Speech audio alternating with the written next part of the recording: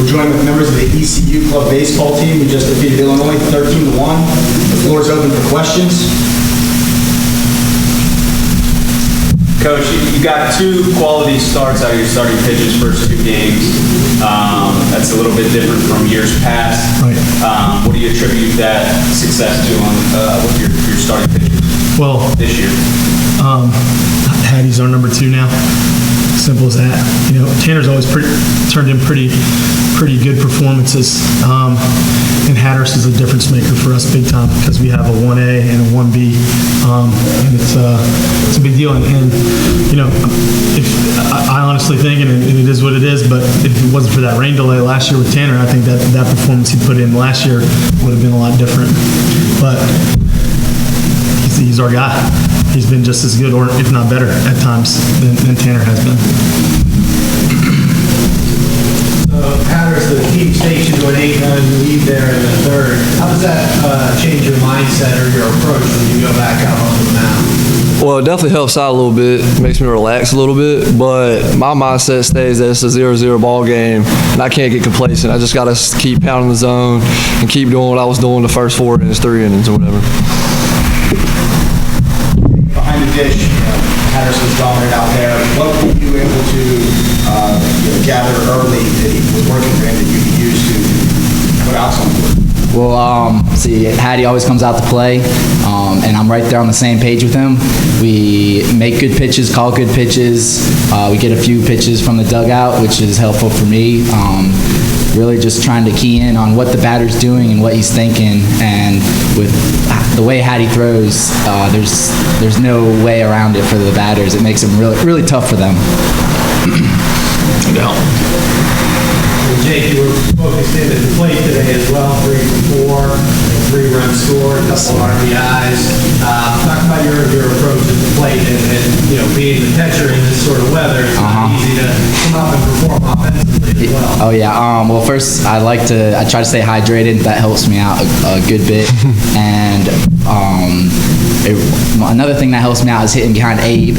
He's a big guy. I get to see a lot of pitches. He sees a lot of pitches. Get my timing down on the on-deck circle and go up there with a good approach, know his pitches, and do a job.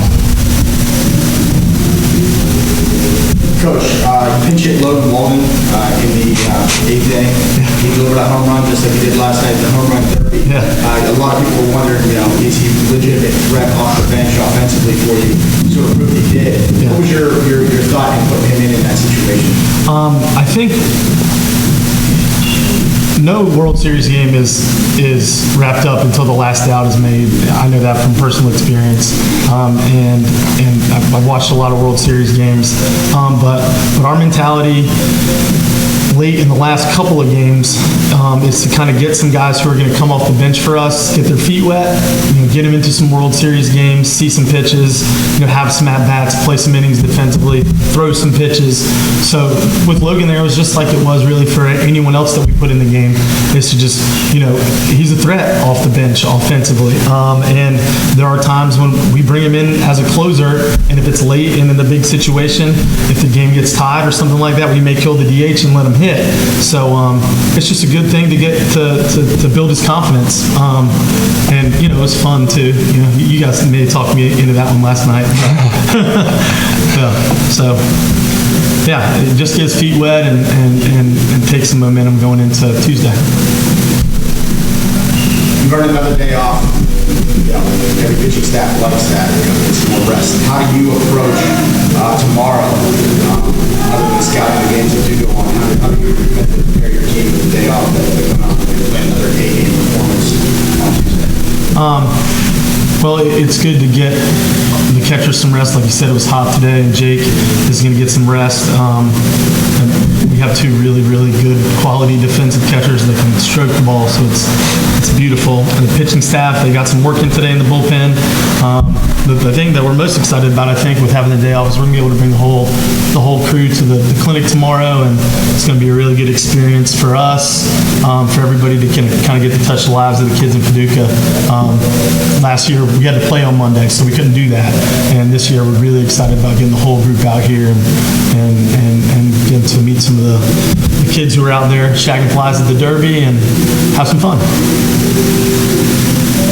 Coach, two solid offensive performances, two solid defensive performances, only one error through 2 games, and I'm sure that's a throw walk we'd like to have back after we made one of the plays of the tournament so far up the middle. For that. And then great pitching so far. You had talked in the post-game interview about a new attitude approach. Tell us a little bit about the looseness of the team this year and how you're approaching the tournament. Like I said a little bit in the post game about how I personally, and I think this was my fault, we didn't get to enjoy the experience that this is.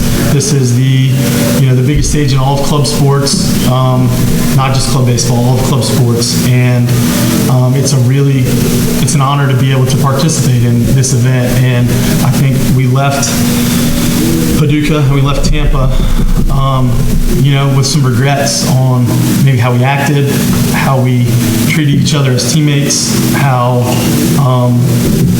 we didn't enjoy the experience, and our focus this year is on the experience and letting our talent show and not having any regrets when we get on that bus, whether we win or lose. And I've been telling you for 3 years now, and when we put it together, we're really, really hard to beat. And we just put it together for 2 games. We're not, no disrespect to Illinois and Texas A&M. They're great teams and great programs, but we're not necessarily surprised in our performance. This is what we do to teams, really good quality teams on our schedule this year.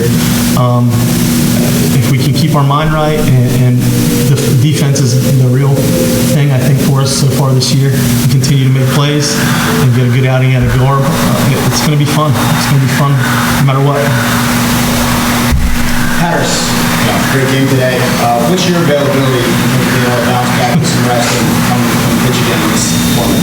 Oh man, I'm ready. All I need is a couple days, rest, run, just keep working, keep stretching, and I find myself being ready to play in that national championship game if we make it. Hatteras would pitch for Oregon tomorrow. No doubt. Rubber arm is what I like to call it. Yeah. So. Coach, was that part of the thinking and pulling them after 7? You only threw 81 pitches. Just to give him a little bit extra rest in case you need him later in the tournament? Absolutely. We try to loosely as we can go by the 1 hour for every competitive pitch. Rest. 81 puts them, right at Thursday. So, and we really wanted to get Josh in case his feet wet too. Let him get out there and throw some pitches. And so, if they have to come into a game that's not 13-1, they can have a good feel for and some confidence. But yeah, that was the game plan for sure. Yes, sir. Jake, you came into a program that had previously won a national title. You've been to the show with ECU and fell short before. What would it mean to you to get a national championship ring on your finger in your college career? Oh man, it would mean the world. We got the team for it. We got the depth for it. We got the pitching for it. That's all extremely important. As a whole team, we put in wins and our losses all as one, and we focus from 7 to 12 seconds every play, and we're gonna keep using that approach and go with it, and hopefully the games will turn out just the way they have. Any other questions? Thank you, fellas. Thank you.